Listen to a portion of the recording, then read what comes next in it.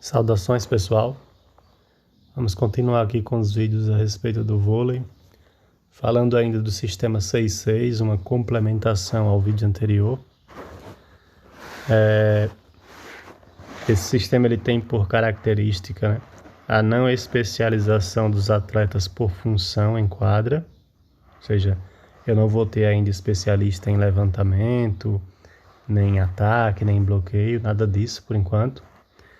E isso torna esse sistema 6-6 um sistema bastante empregado em equipes que estão iniciando no voleibol em questão da tática, né?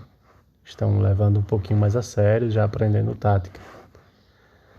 E esse fato se dá pela facilidade de estar aprendendo, de estar assimilando esse sistema na prática.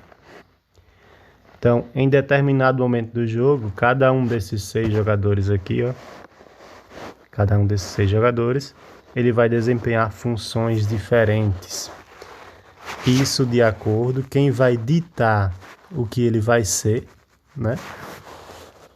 Vai ser a regra de rotação, a regra de rodízio. Então, relembrando essa regrinha de rodízio, quando eu devo fazer?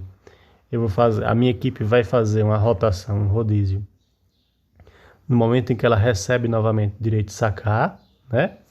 E o rodízio ele deve ser feito no sentido horário, esse representado aqui pelo desenho. Os jogadores eles vão avançar uma posição em sentido horário. Então vamos aqui na nossa legenda novamente, para que fique claro para vocês. As posições em quadra elas estão representadas pela cor verde, pelos números. Lembrando que posição em quadra não muda, é fixa, viu? O que muda, na verdade, são os jogadores. Os jogadores, sim, eles mudam de acordo com a regra de rotação, certo?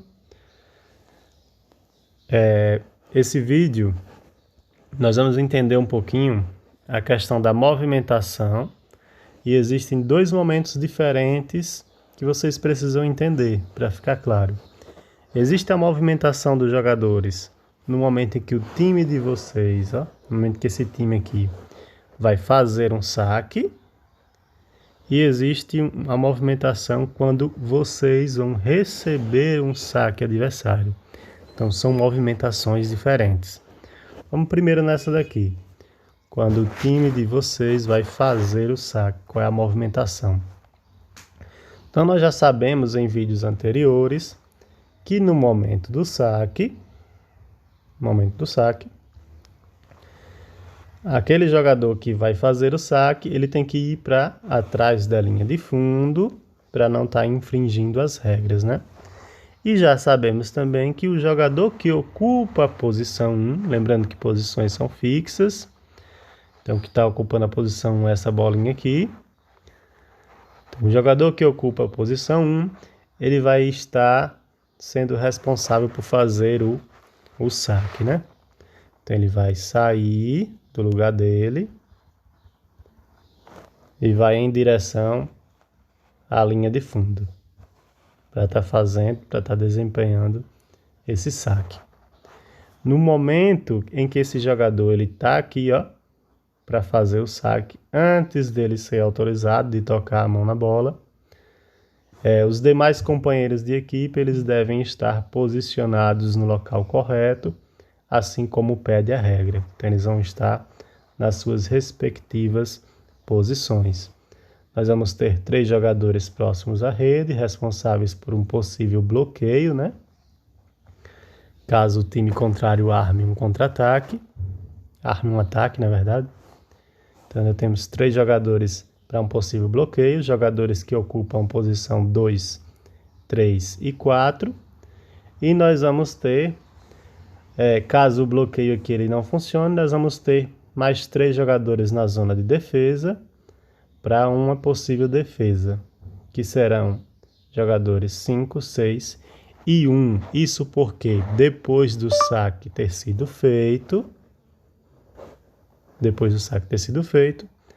o jogador aqui que estava na posição 1, assim que ele faz o saque, ele já tem por obrigação, né, e responsabilidade da sua equipe, ir para o local correto dentro da quadra. E não ficar lá atrás fingindo no mundo dos sonhos, né? Então essa é a primeira movimentação aqui, o primeiro entendimento sobre movimentação na hora do saque. Lembrando que, conforme acontece a rotação, no momento de acontecer a rotação, esses jogadores eles vão estar assumindo funções diferentes na quadra, certo?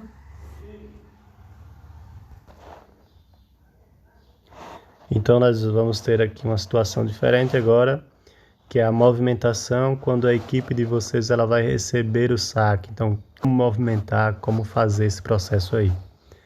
Nós já sabemos que o sistema 6-6 ou 6-0, ele recepciona o saque através do sistema de recepção em W.